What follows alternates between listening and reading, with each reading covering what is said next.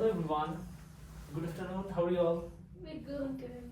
Yeah. Thank you very much for uh, today's class, and today we are going to talk about how we can prepare some telerehabilitation plan based on the patients with limited mobility. And myself, Nazmul Hassan, Rehabilitation Science Ph.D. program. So at the end of the session, you will be able to identify different scope of telerehabilitation in managing patients with limited mobility. You will have a better understanding of the challenge and benefits as well of the telerehabilitation and how telerehabilitation is helping us in accessing to the healthcare. And also, we will share a case study to incorporate our previous learning to make a telerehabilitation plan based on your ideas. So let's get to the class. So the introduction, if we go to the definition, telerehabilitation considered as a branch of telehealth is set up as a system for the control or monitoring of remote rehabilitation using telecommunication technologies. The purpose of which is to increase accessibility and improve continuity of care in vulnerable, geographically remote population with disabilities, with the potential for saving time and resources in healthcare. And I think it will be much more clear with the upcoming slides how it's made the things easier for many individuals who are living with mobility issues. And if we go with some example, I think you may find a bunch of example around your practice, but here I just mentioned a couple of them, like whenever someone is suffering from stroke or someone is living with stroke, we can use or apply telehealth in part of exercise to them. And again, if someone is living with spinal cord injury who have some mobility issues, or access to the community, access to the health, access to the rehabilitation program, we can use telerehabilitation to support them. And again, like people with osteoarthritis, it's very common in the United States. So you can use telerehabilitation for osteoarthritis as well to support them through the telerehabilitation. Now, if we go to the various platform, you see nowadays those ideas are evolving everywhere, especially in our field in physical therapy. So it's very common where people are using telerehabilitation for many aspects. And if we see the uses of devices, they're revolutionary changes in that field, in developing apps, in developing programs. A couple of them are maybe just for a days, for an hours, and a couple of them are week-long programs that they are applying to the people who have limited access to the care, to the rehabilitation, to the in-person facility. So if we go to the device, usually the telerehabilitation requires devices, and the technology nowadays are using very commonly Zoom. I think you are aware about that, and sometimes we use that in our class purpose as well. So through the Zoom, people are applying different strategies to their clients, to their participants, to promote the ideas of rehabilitation, to promote the ideas of exercise, diets, what are their purposes, they're fulfilling them. Even they're also applying or also using their iPads. I would like to mention one example, like the spinal cord injury people, they have an apps like SciPad, which stands for Spinal Cord Injury Pad. So the apps is available for the iPad users and they can easily use them. And I believe there are a bunch of other devices as well who are connected with larger program and receiving their instruction to improve their quality of life, their level of wellness. Now, the challenge is here, monitoring and feedback. So if we go to the monitoring and feedback, sometimes it's challenge for the record to track the adherence, to see the level of application and to measure the outcome is sometimes challenging. But I think as the time goes on, the things will develop more and more, and we will talk a lot on our next classes about this. Now, if we go to the benefits versus challenges, I think we can say a lot. The main ideas of the telerehabilitation is access to healthcare, is access to rehabilitation. And it's made the things very much easier to the individual who have access to the internet to get to the telerehabilitation. And at the same time, as I mentioned, who have access. So those who don't have access, or those who are challenged with the internet things, with the technology, they could have a challenge to incorporate the ideas of telerehabilitation into their own life. So at this stage, I would like to request that, do you have any ideas, any one of you, that you would like to share one or two benefits or challenges from your own idea that you think that could be a challenge in the upcoming days or nowadays based on telerehabilitation? I think one of the most important, the biggest challenge is telemonitoring that you also mentioned in your lecture, that it is very difficult sometimes, for practitioner, for instructors to monitor the vital signs, or to monitor the important safety parameters like their rate of perceived exertion, the fatigue, and also to monitor the intensity of exercise that the participants are doing at home. So it is very important to monitor it on a regular basis when they are doing exercise, so that we can prevent some of the adverse effects or some of the safety issues that can arise during the program. That's a very good point. Yes, that could happen. Yes.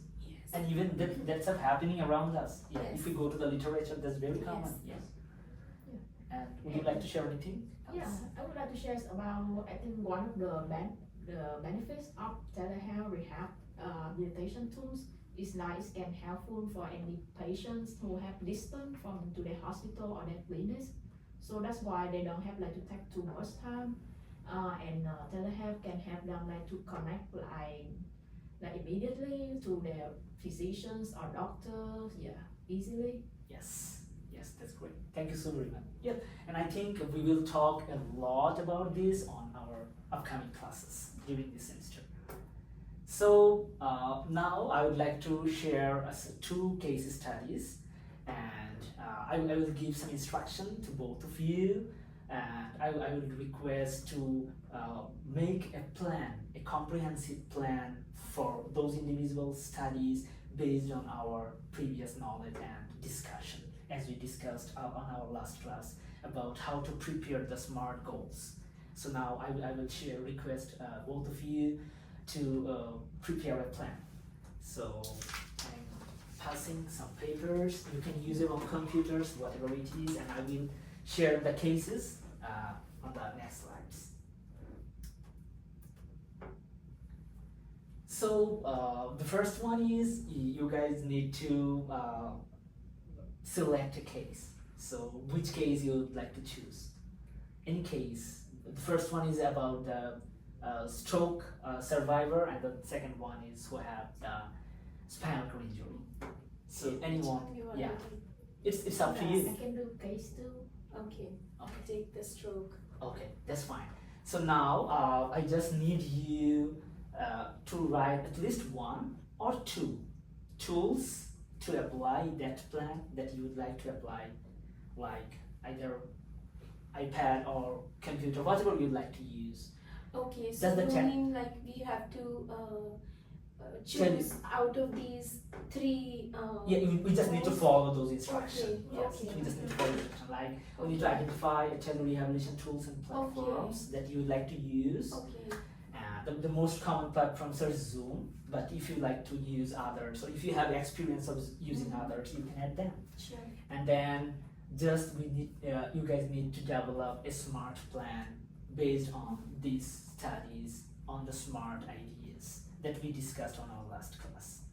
So you can do that based on diets, based on exercise, based on physical therapy, whatever you'd like to do. And on the last point, I need you to share one challenge and one benefit of them. That's what we discuss till on section.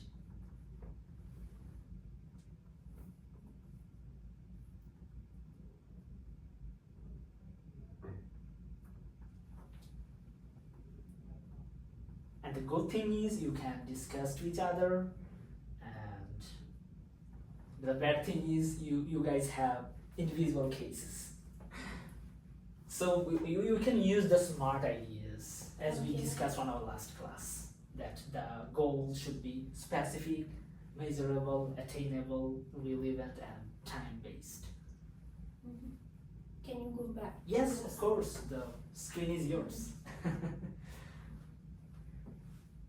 And for doing that, you guys have 5 to 7 minutes maximum. Excuse me.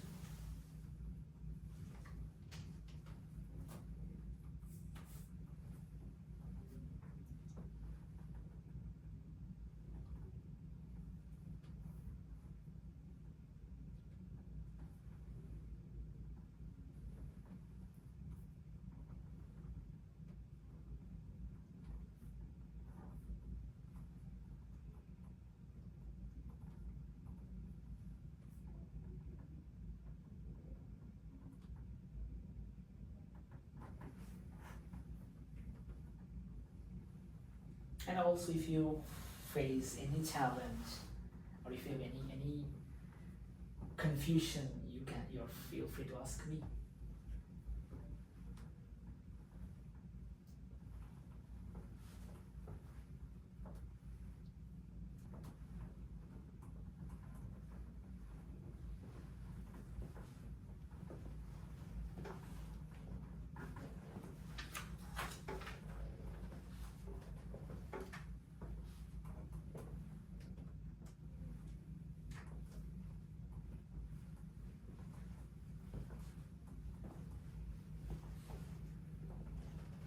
Please feel free to ask any question if you have, or if you have any kind of confusion.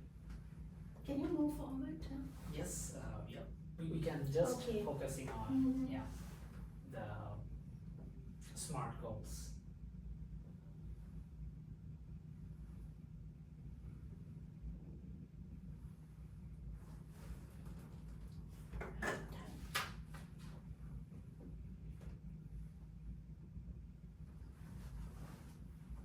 So we should use SMART goals to write develop out the what plan, for yes. It is recommended, or is it like No, it's not mandatory. but it's if- recommended? yes, It's not mandatory. Okay. yeah. If you'd like to use that, that would be great for Okay. your participants.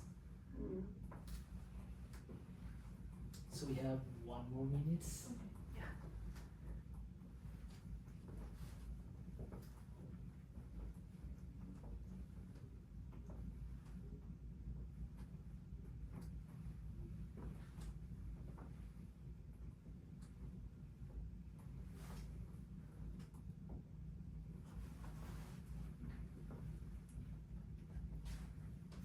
All good? Yes. Okay. So now the floor is yours, and you have 1 to maximum 2 minutes I can give Okay. you based on the class limitation, to discuss your Okay. ideas, what you think. Yeah. So with 68-year-old stroke patient with partial mobility and balance issues, I could think of a plan of like initial 8 weeks of rehab. So first of all, regarding the technology, I think a web-based platform which integrates video conferencing. Yes. It could be either Zoom video conferencing or any other video conferencing software. along with mobile application. I think a combination of this would be an ideal, use to deliver the exercise sessions. And regarding the rehab plan, I think a 30 minutes every day, 4 to 5 days in a week of balance training and upper extremity and lower extremity mobility and kind of light aerobic Yes. training would be beneficial. So it will be like 30 minutes every day, 4 to 5 days in a week for 8 weeks plan.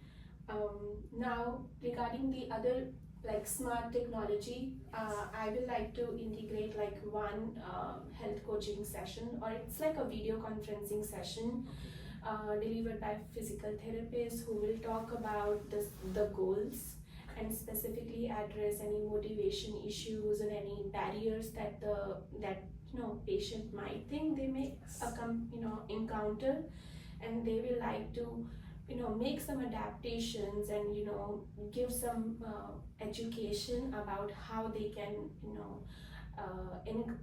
navigate through those barriers, maybe some changes in their environment or some assistive devices and all.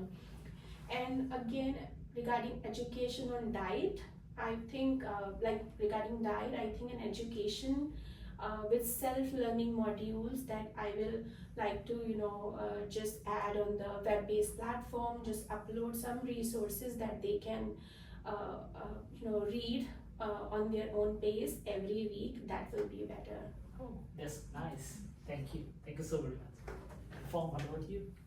Yeah, so my case is about like patients with spinal cord injuries, Yes. and I try to develop an interventions that can help them to improve their upper strength mobilities.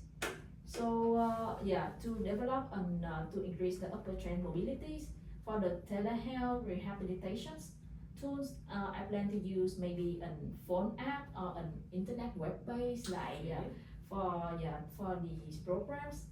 And in for the phone app or internet web-based, like I plan to design like an exercise training program, so that's like patients they can come online and practice with their physicians online and online.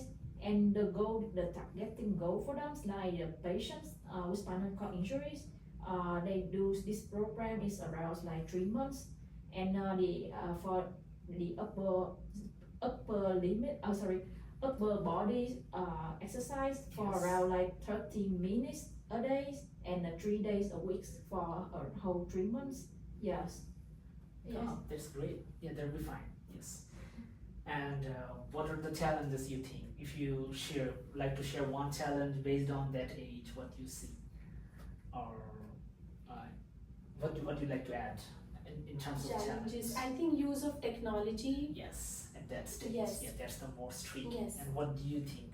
I think like because I think like the physicians they cannot assist the patients Yes. with the ways, like for example like Yes. maybe some heart exercise. Definitely. With Because the- people don't know And aware about yeah. that. I Yes. actually also forgot to mention one thing to encounter this challenge, that participant, like patient, can actually upload their exercise videos, so the physician or therapist can monitor their exercise form and just make some more recommendations. Yes. So just a little bit of we can. Yes, Yeah, definitely. that's right. Thank you so much for your feedbacks. I think on today's class, if we go through the summary, we talked about what is telerehabilitation it is, and we applied them into the real life scenario through your case studies, and we make an link to our last class with the SMART goals and how to develop a plan. And also we try to cover the challenges and benefits of telerehabilitation. So thank you so very much for your patience. Do you guys have any question onto the session? No. No? Thank Yeah. you. Thank you for the great session. Thank you. You're welcome. Mhm.